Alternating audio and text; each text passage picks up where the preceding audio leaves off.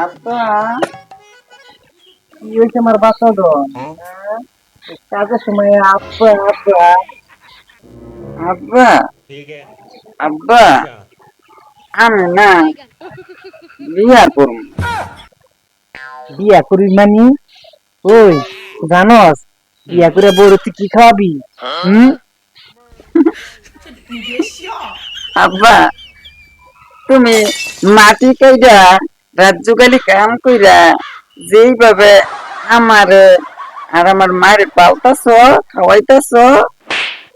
এমনি ভাবে আমার বড় পালবা